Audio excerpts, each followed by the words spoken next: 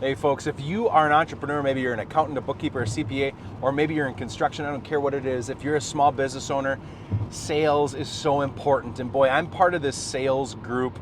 It's kind of funny. It's a sales professional group on Facebook. I don't participate at all, and it's kind of funny. The culture that they have there, it's actually filled with guys that sell insurance, guys that sell cars in particular, because sales is quite the culture. Now, to give you a little feedback, I own these two companies, right? I have started and was owner of two companies. Right now I have Feedbackwrench. We do websites, digital ads, and content and SEO, right? And before that I had Nuance Financial Tax and Accounting. I got out of that business and my partners run that. But long story short, salesmanship is everything. And salesmanship, a lot of people think it's pushing something, but what a salesperson will actually do, a saleswoman, whatever, what you're going to do is you're actually going to help intersect with people and convey and communicate value appropriately, right? So you're going to serve as a guide if you're a good salesperson. And one of the biggest differences between successful businesses and unsuccessful businesses is successful businesses will find somebody that will take on a true sales role. And that sales role is on this one dichotomy. You are not an order taker. You are a solution maker. You are a problem solver, okay? Order takers don't make any money. Order takers simply call back the people that contact their website, and all they do is just kind of take what's easy. I call it creaming off the top, right? If your website, maybe you've got a construction company and you're getting a bunch of leads and all you do is call them right away, find out if they need help. If they need help, you kind of answer it and then you do it. That's kind of an order taker, right? But a salesperson, what they're going to do is they're going to cultivate relationship over time. They're going to do pre-call work to identify what their customer is like. They're going to work diligently in order to intersect in the lives of other people, find out if they have problems, try and build a relationship so you can actually have a qualified guidance conversation. But it's more about building relationship and then being a guide to help them see how you work to solve problems. And in that, you got to find out, do they have the problem that you solve, right? And it's kind of funny, I'm driving by Best Buy, and during the 2004 till 2010 era, I worked at Best Buy, and I was a computer salesperson, and I'd like to think I was really good. I think if you ever bought a computer from me, you would understand that I was not slimy, I was not pushy, and yet I sold a ton of the higher margin products, right? The services, the warranties, the Geek Squad services that people would roll their eyes at. But what it was is that I was really good at identifying, this isn't about me selling a warranty. This is, do you want to spend $100 a year for if you have problems for 3 years? If you have problems and here are the problems that you have, then you can come back and we'll take care of you. If not, it's fine, but we get kind of limited in how we would take care of you. Now here's how we do it on the 1-year manufacturer warranty, and here's what our 3-year warranty would do. So I was really good at just helping you navigate what this really is, what it really isn't, maybe connect a couple of points. Do I buy warranties on everything? Nope. Am I pro warranty? Nope. But what I did was I was really good at connecting with lots of people that would walk through our doors, and it was the oldest, crappiest Best Buy. It was the second oldest Best Buy in the entire nation. And what's really funny about the whole story is, like, they opened like 6 stores around us, gave them all the fancy stuff, gave them all the fancy stuff. They gave them all the Apple products, and we had just nothing. We were old, it was grungy, and so we had to work really hard to actually do well in our sales. But long story short, folks, I learned how to be a guide for people. And what's interesting is in sales, now I do really kind of high ticket items, and their consultative approach. It's B2B sales. And on the other end, on Best Buy, it was very much a one-day thing. Maybe they're spending, $2,500.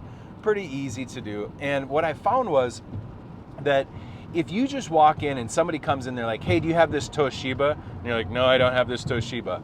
I don't know, is there something else I can help you with? Like, that's an order taker, right?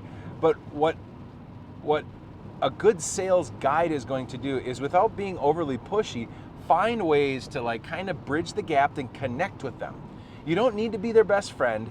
You don't need to be like excellent relationship and be so intimate and try and push and be overly weird about, oh man, I love my customer. Like, you just need to make some simple connections, right?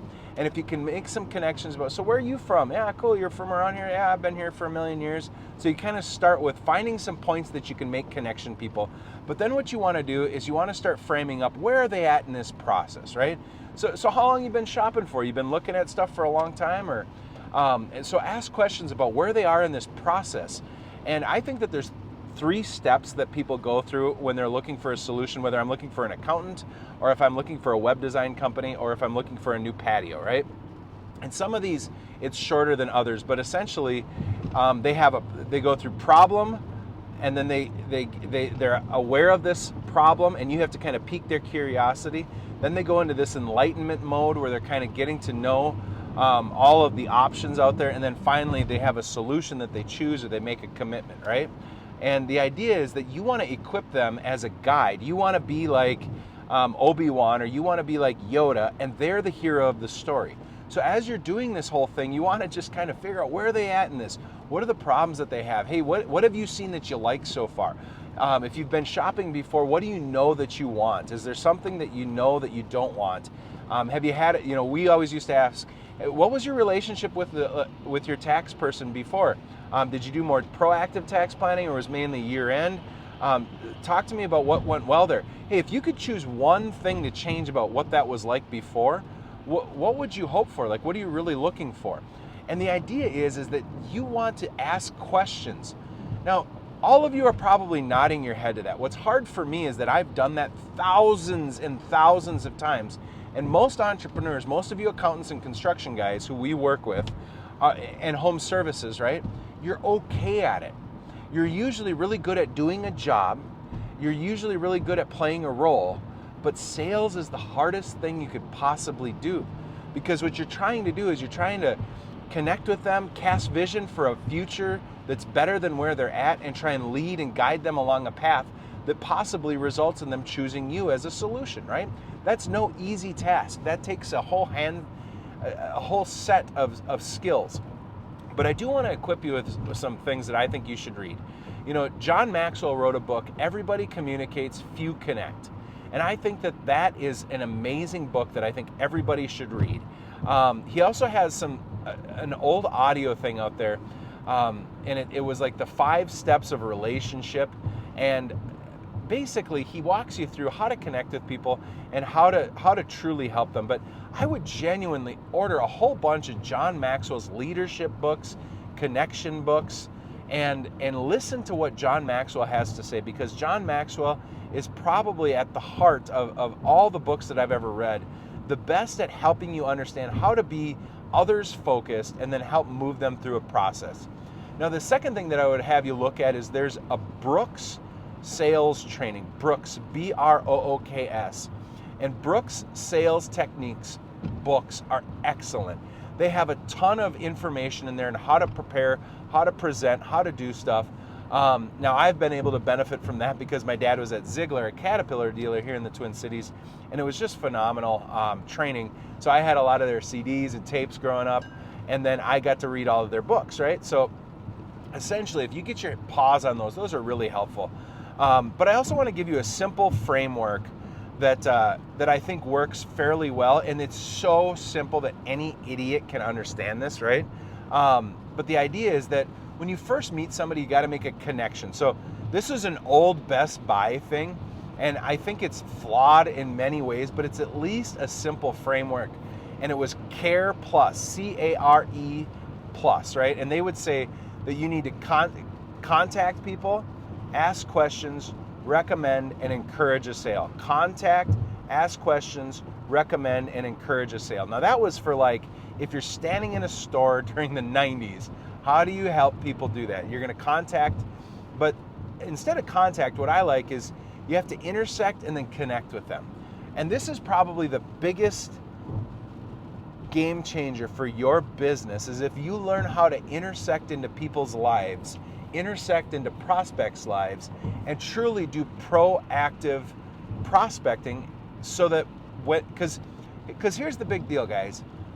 There are people all around you and all across the United States that might not be ready to make a purchase right now, but will make a purchase sometime in the future. And that's even if you're an accountant, right?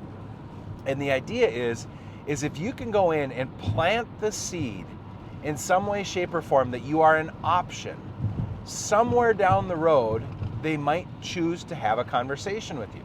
So this is where, like, it could be digital marketing. I think digital marketing with video is an excellent way to do it. But this is also a way that you can make cold calling or prospecting in general. Hopefully you don't do a straight up cold call. Hopefully you can get some sort of introduction to people. But what I've found is that you can do either way if you do it right. Besides cold calling and introductions, you can also do just this, start being around places and start up a conversation with people. It's something that since COVID got worse, and before COVID wasn't great, because so many of us have our headphones on when we're working out. So many of us, when we're at school events, we're with our families. But the idea is, you got to be around people and get to know them. Just fumble around and connect with people. Get to know the people around you. You've got souls. You've got people around you that a bunch of them could end up being great customers for you. In fact, when I first started Nuance Financial, I would go to Caribou Coffees, go to Starbucks down there. Starbucks is a little pretentious. I didn't do Starbucks, but Caribou is kind of like the Minnesota Nice version of Starbucks, right? And essentially what I would do is I would notice some people there, and I would find real estate agents all over the place, other insurance guys, and investment guys. Those are kind of the three that you'll find. You go to a coffee shop, or if you go to a rental office, you find accountants, insurance guys, investment guys, and real estate agents, right? But those people are connected like crazy, and that's how I started my business. You go find a bunch of those, and all you do is, hey, I heard you talking back there. I just wanted to mention, we do taxes. I don't know if you've ever had somebody who really does an analysis to reduce your taxes, but that's what we do. Here's my card. I'd love it. I could shoot you an email and send you just a little bit of info if you're interested. Oh yeah, cool. And then they hand you your card. Anyways, the idea here is you've got to go intersect into people's lives, and you can use digital marketing to do that. You can use personal connections to do that. You can do cold calling. Again, I'm going to keep hammering this, right? Because so many people are stuck in their business, and this gets me fired up. I get a little feisty with this, right? If you want things to happen, so twice, I got fired once and from a church, and I became a financial advisor.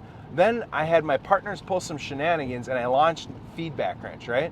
And so I got fired, and I had to do my little financial planning. Then I quit the financial planning, and I started Nuance, and then I quit that and started Feedbackwrench. 3 times I started from nothing, not one customer, nothing.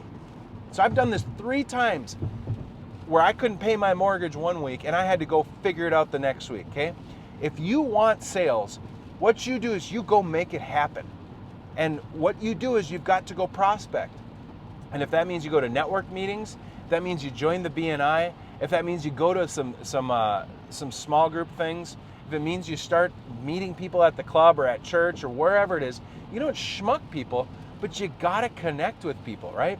And you can do it on the phone in a way that's not awful. It's not horrible. And if you were to just find a list, and you can go in, there's all sorts of list companies out there, but if you just start Googling really specific trades like electricians, and find small businesses. You can start with real estate agents. Whatever you do, you just make calls. Hey, I tell you what, I'm an accountant down the road, or hey, I tell you what, I'm a web design company down the road.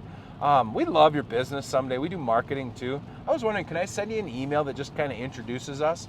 And send that email, right? Just make it simple. Text it to them. And if you do that to 20 people every day, 2 of them are going to end up talking to you. I guarantee you. I promise you. If you do it well, and you're going to have to practice. But the key to that whole thing is don't make it really weird. You will find some people that are ready to just, yeah, man, I'd love to connect. I hate my tax guy. Yeah, you know what? My marketing guy is garbage. I've been meaning to call someone. You'll get those. Now, what's really hard is that's advice on how to get up to that first level. You'll also find that, oh God, I'm going to Minneapolis.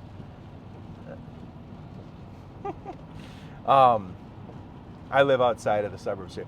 What you'll find here is that if you make those phone calls, it's going to be hard for you to actually get a hold of that person.